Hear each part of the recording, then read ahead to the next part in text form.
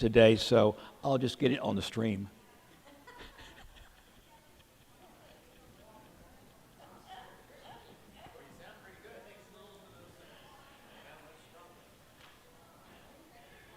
So, we only have 3 weeks left.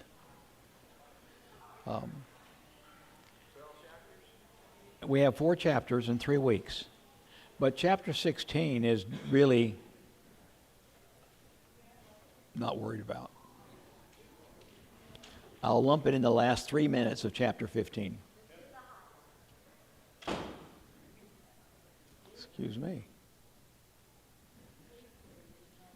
So, Paul continues to try to address questions that he thinks are going to come up as a result of his letter.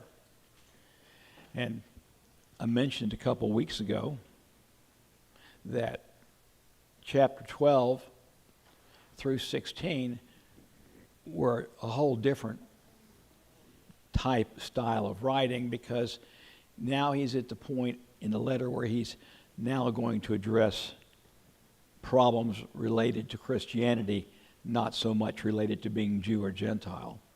And so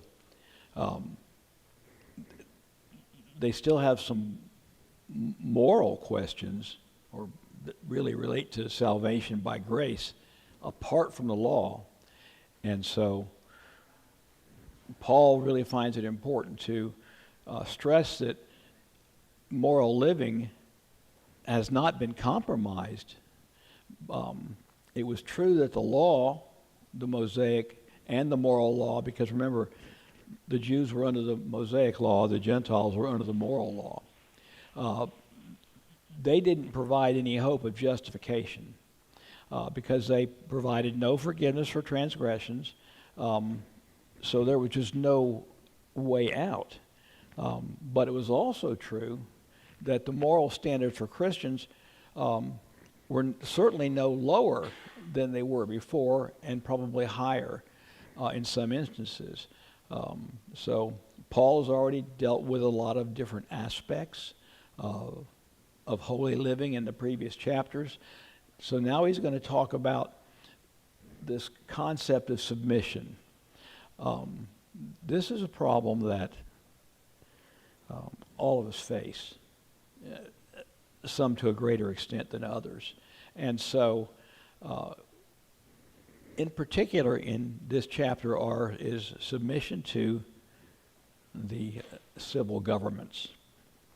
The Jews, in particular, at this particular time, were really in need of this lesson, because they had really taken an antagonistic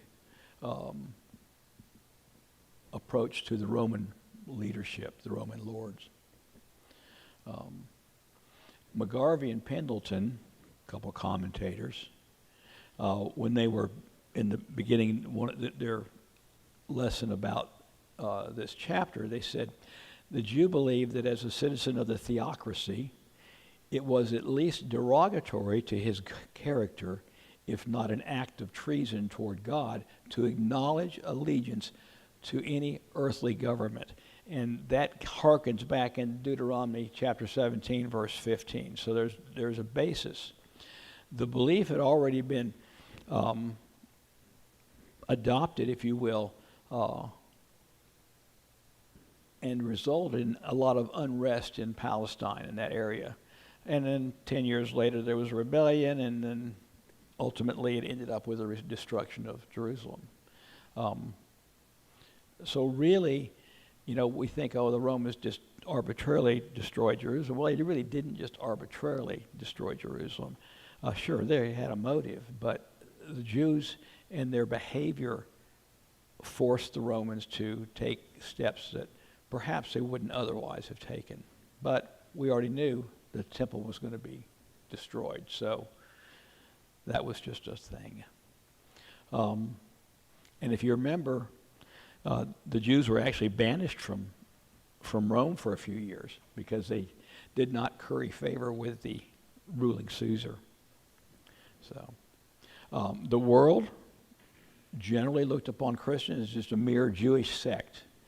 And they were unable to really deal with that.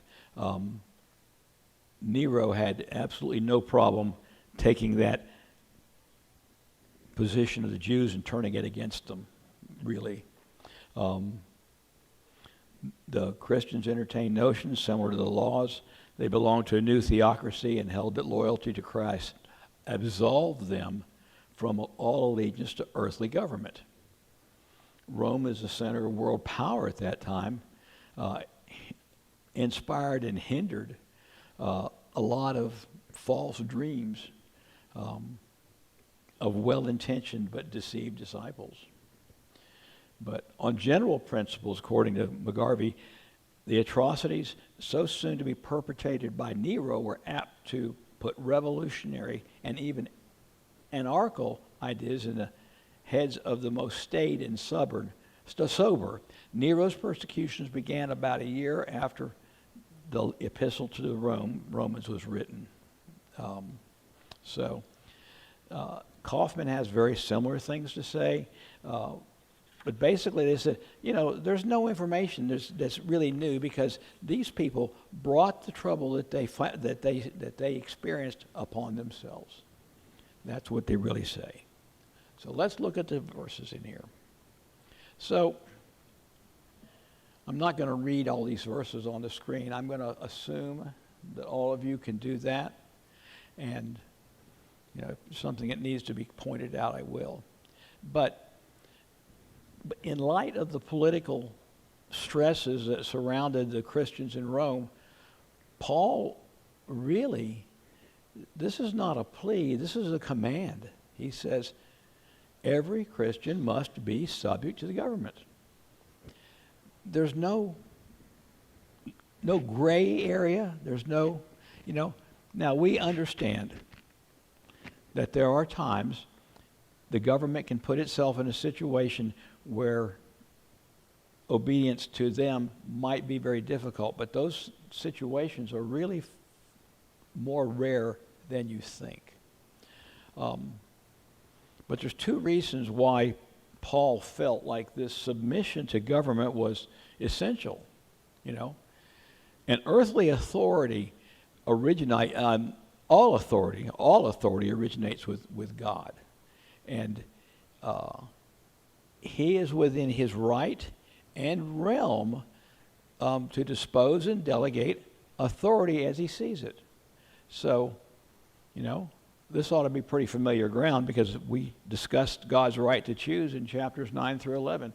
God can choose and make his decisions as he sees fit.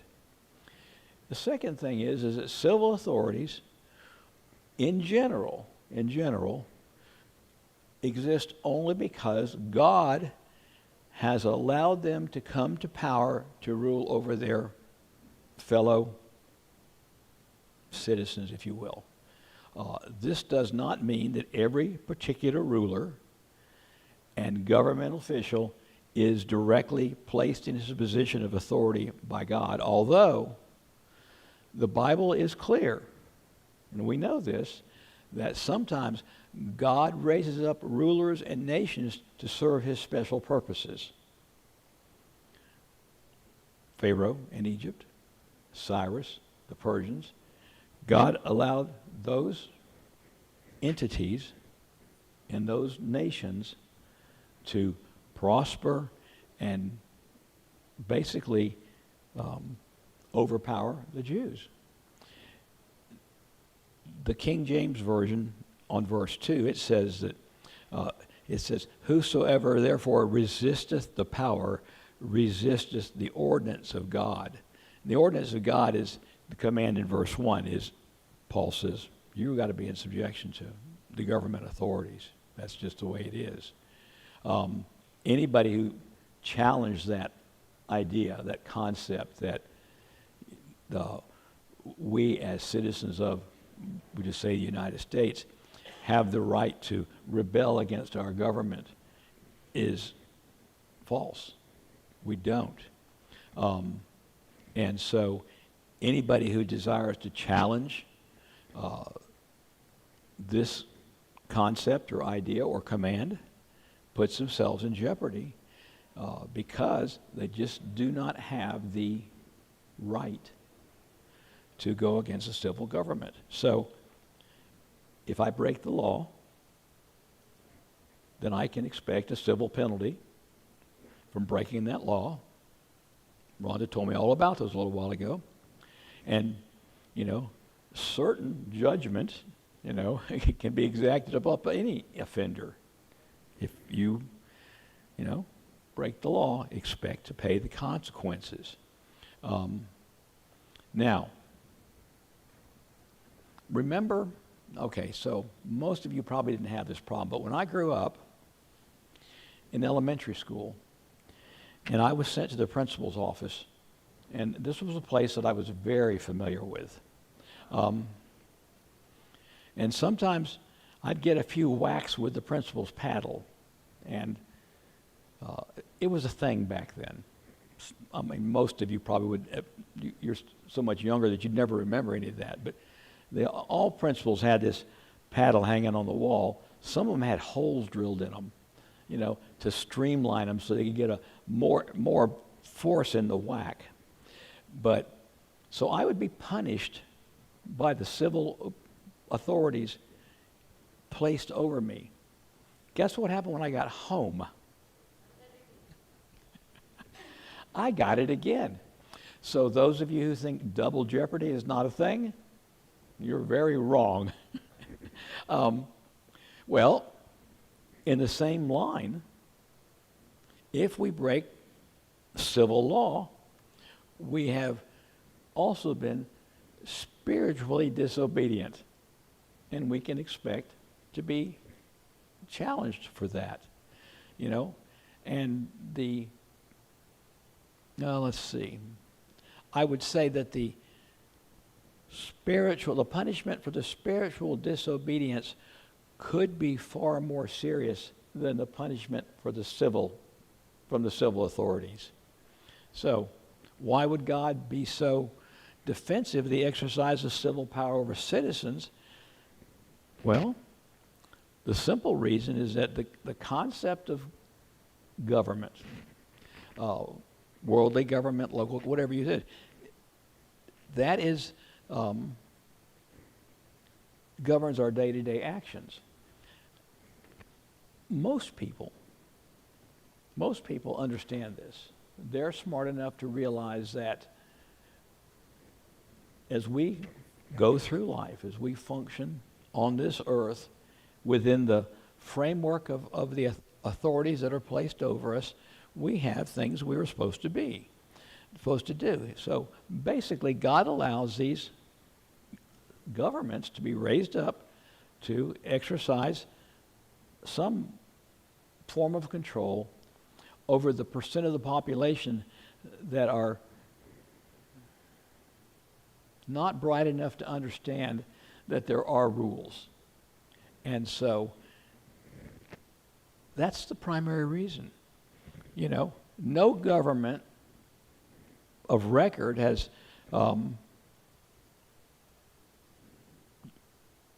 tried to exercise as much authority over us these days as perhaps the Romans did over the Christians and Jews of their day. I know that that's a very broad stroke with a very wide brush, but for the most part, authorities in general are appreciative of citizens who follow the rules. And they are rewarded by not being punished. So I like that. I mean, if I'm nice to the policeman who stopped me for going 95 in a 45, will he take me to jail? Maybe. But there's no point in being nasty about it. He's got a lot of latitude. And so there's no reason to be afraid of a policeman unless we are in violation of the ordinances that he is responsible to enforce. The fact that the principle of civil government is from God. But it's up to man to choose whatever form, democratic, monarchy, socialism, which best serves the purposes of God at a given time and under a set of present circumstances. It is, God has decreed not only that the government must assure civil stability among the masses, if you will, but also that it has to work to promote an environment in which the church can lead a quiet and peaceable life in all godliness and reverence. 1 Timothy 2:2. In other words, our government absorbs a certain responsibility to make sure that we are able to function. Now, that may only apply in our nation, but if you recall, it was built into the Constitution, our right to worship our God, and it's all part of it. And so, if we as Christians or saints were to refuse to acknowledge the rightful role of government, and choose instead to resist as an exercise of our right, that same government will step in. We're not allowed to arbitrarily break the rules just because we want to, or because we want to show a force of power against the government. Take it however you want to. But, if you fail to submit, there will be consequences.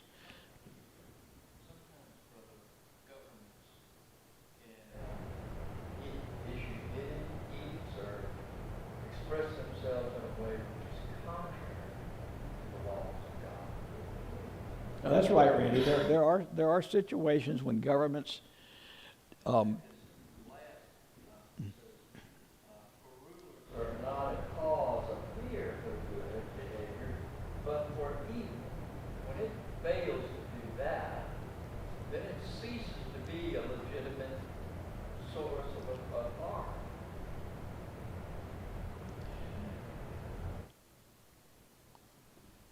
I understand what you're saying, that a government that does not comply with God's wishes and works against God can, but I don't think as Christians we are allowed to rebel against that government.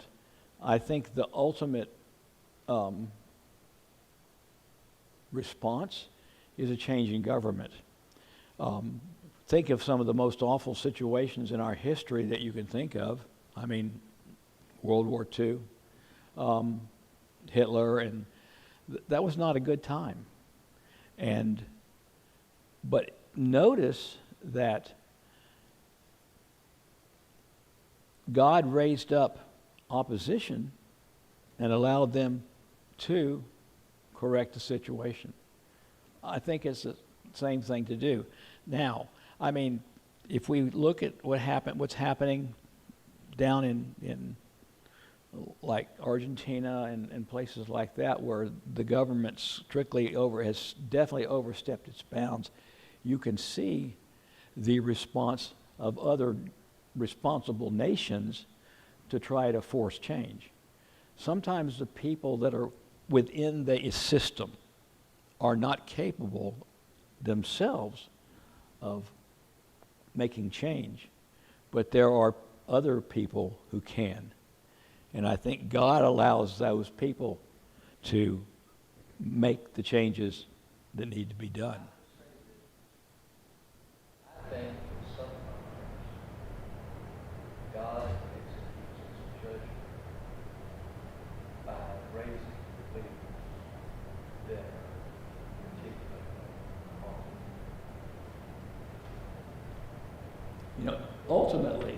Ultimately, God will decide. Yeah. I mean, in the end, we may not appreciate the ultimate judgment for the crimes of some men. Many people would be horrified about what I'm about to say, and I apologize for that. God raised up Adolf Hitler. Well, there's by him, by God's will, that he came in power. If it were not so, it would have never happened. According to what am I incorrect in thinking that? God permits authorities to come to power. Did God endorse? I can't speak to that. I can't speak to that. But, you know, it's always throughout history been common sin to rebel against government. That's the way it is. Even if a government is exceedingly wicked, we don't have the right to forcibly overthrow it. Whether it's wicked, not wicked, or whatever, God's in control, He's got it. Well, that's right. I mean, look at the government in Paul's time. The Roman government and many others were very oppressive. But God is still in charge, you know, and he will punish the wicked in his own time. Yes. Do the actions of government cause bad things to happen? Yes, they do. But it's pretty clear that God allows the authorities that are to come to that position. But in spite of that, we don't have the right or authority to overthrow God. If something needs to be fixed, God will make a way. He's in charge. He'll punish the wicked in his own time.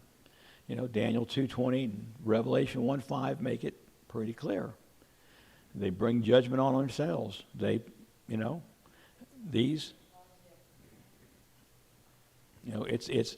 Listen, it's not a simple thing. There's no, I wish I could come up here and say, well, I got all the answers. The truth is, I don't have any of the answers.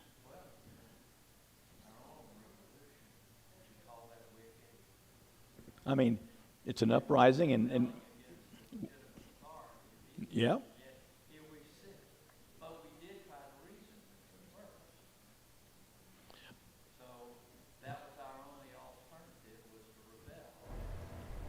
George Washington, which he was a good Methodist until the preacher demanded more.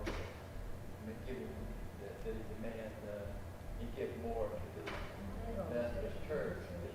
He stopped going to church, but it's just a matter of the history books. I'm not offering any condemnation of him, but I wouldn't view him as any more evil than any of the other people that I know. Well, the one thing that I definitely knew when I was preparing for this lesson was that it was not going to be a simple walk in the park no matter what, because unfortunately, we are all have experience in this area. And government authority, changing government rulers or whatever, comes about by some sort of uprising of some kind. So you got to believe that God's working there. God is so. It says God authorizes all governments. Well, when the U.S. was founded, we began to revolt against Great Britain. I tend to think that God was there with us. God was God. If not, then our government isn't supported by God. So, well, it's my opinion, and I think it really is Randy's too, that God allows entities to come to power, but he can take them out as well. And the means that he uses to take them out may vary. We may have a simple election and solve the problem, or not. Allowed Adolf Hitler to come into power, and he allowed all those atrocities to occur. But you know what came out of World War II? One of the things was the regathering of the Jewish people to Israel. So you kind of think maybe that was part of that whole ordeal. I mean, it wasn't very comfortable for the Jews, but they did find a national presence, So, now David Lipscomb, I don't know if that's a familiar name to you, but he believed that no Christians should ever participate in the functions of civil government. I don't agree. But he says God ordains for people just such institutions as they deserve. If they refuse to obey God's government, he ordains that they shall be governed by the oppressive rule of man's own government, of which the devil is the great head. Now, this is Lipscomb talking now. Hence, God ordains these governments of wrath for the children of wrath. In other words, the application of the government really depends upon the participation by the people and what they choose to do. The idea is then that the powers referred to are civil powers. They are ordained by God as instruments of wrath for the children of wrath to be conducted and operated by the ministers of wrath. That God's children must submit to them as such, not strive by violence to destroy them.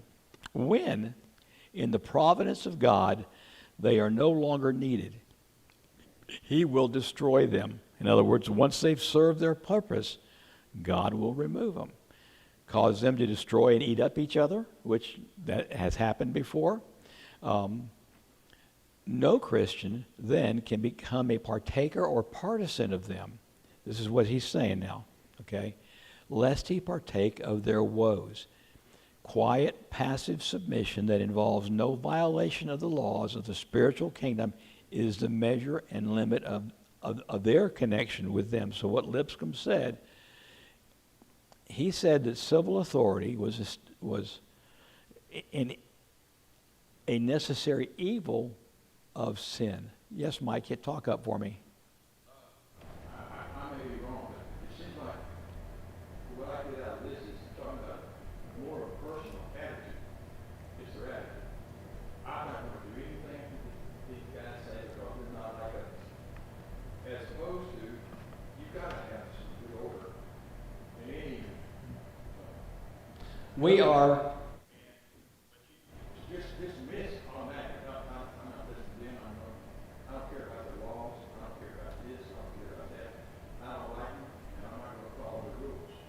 It seems to me like it's really addressing more of a personal like an attitude, as opposed to I'm going to overthrow this government. It's not like that. It's more of an attitude. The Jews just didn't want to do anything that some of them, that the Romans or required of them. And so they would automatically dismiss it and cause problems. And we saw what happened to Jerusalem there at the end. Well, what you see, and Mike's right, because ultimately it's our responsibility to work within the framework that we're given. Lipscomb basically says that he ignores the idea that the civil authority is for the good of all people, including Christians. And so saint and sinner alike, government's established for the good of those people. Paul is really pushing for compliance with the administration of the law.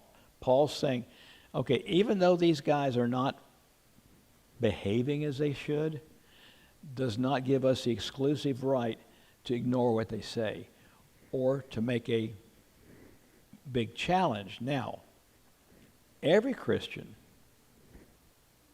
has to decide for himself the extent that he can participate in the conduct of government. Most of us in here, we participate by casting a vote. That is participation in our form of government. We don't actively have to become a part of the process, but we definitely can influence the process. But in my life, my observation has been generally that there are a lot of Christians who refuse to take any part whatsoever in the political process, including casting a vote, which I don't think that was God's intention. But there are people who believe that to the extent that David Lipscomb did, that he wouldn't even vote. So, you know, Paul's own application in his life was do what is good, meaning lawful and right, and you'll have praise from the rulers. In other words, follow the rules and they'll be good. You know, according to 1 Timothy 2, 1 through 3, God's arrangement regarding the civil government is what's good for the Christian. Technically, we have one with our citizenship is not this particular nation or any nation, but we have in heaven, technically. I mean, when we travel, and some of us travel, I'm sure we have to obey the law. what happens? We have to obey the law. We have to obey the laws of the place we go to. I'm referring to participating in government. Right, we're not participating in government, but We're technically, this going to sound real radical, I guess. No, Roman, I guess Paul was a Roman citizen. he was, yeah. And he voiced that. And he expressed his rights as a Roman citizen. We know that at least once in the New Testament. So I guess I can see that. So, I kind of think that David Lipscomb was choking on that. And he's just trying a little too hard. You know, if we don't participate in our government, we allow the government to then become a tyrant and take over, and they will not allow you to do the things you need to do. And then you have to act, you know, with more vigor to deal with what they bring about, such as we can't assemble on Sunday morning and what have you. You know, and Sam must have 3 wives, not just 1 wife. You know, and oh, by the way, don't forget to pay your taxes on your wives. You know, I mean, just for a long time in this country, we didn't pay any taxes, and then when they finally came about with taxes, government got really corrupt. It was already corrupt, but it got really corrupt when they found out, wait, we got money here. We can have all this money to play with. And then use that and try to superficially make it sound like it's a great thing. But you cannot make everybody in society conform to what we deem as norm. You know, and most people have went way beyond norm. They've gone way off into another pasture, you know, with their thinking. So, no, we need to participate. we are very much a part of or a product of the system that God allowed to come to power in our country. Has it always been perfect? No. Will it ever be perfect? No. Will we ever be perfect citizens? No. But there are ground rules that have been established both by God and by government. Most of the time, not always, but most of the time, if we adhere to the civil laws that have been put in place by the people that have been allowed to come in power in those positions, we generally do not disobey God's will. If the situation arises where the government forces us to do something that is in violation of God's will, God will fix the problem. It may not come as quickly as we'd like, but it will. TC?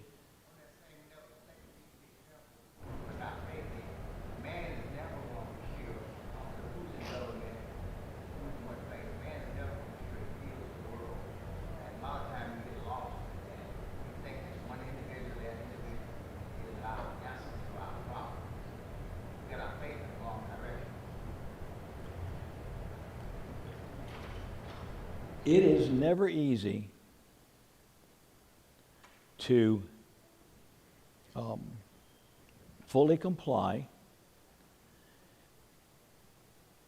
and please everybody, is it?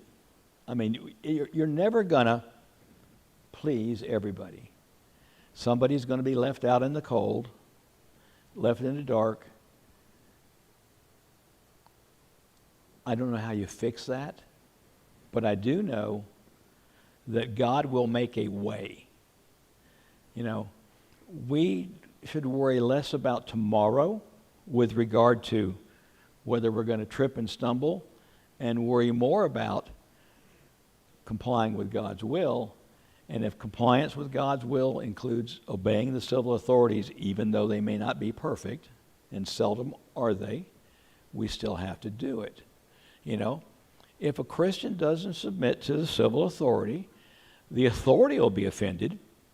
You know, that's what Paul's saying here. You know, he'll be offended at the disobedience of the public that he's been placed over, and there will be undesirable consequences. That's what David Lipscomb calls wrath. And it will be inflicted upon people who break the law. But not only do we have the authority offended in this situation, but a Christian's conscience will be offended by his own disobedience, and once he is made aware of his disobedience to God's rules, that's a double whammy. You know, conscience that's just knowing together with yourself, if you will. And so when the Christian learns that God instructs a Christian to be in subjection to the civil rulers, well, when we don't do that, we got to fix it. You know, the one obvious exception has to do with the fact that, you know, you have to obey the laws where you live, but it still holds true even if the government, they're not following all the rules. So, you know, Acts 5:29 says we ought to obey God rather than man, but if there's not a direct violation, then perhaps we just need to go along to get along. Not always the best solution, but something that's quite true. Here's Paul's taxes, because he likes that. You know, obviously there's a financial cost to a functioning government. In other words, governments are not working for hay. And so it's expected that the people who benefit from the services should bear the expenses. Taxes and fees constitute a legitimate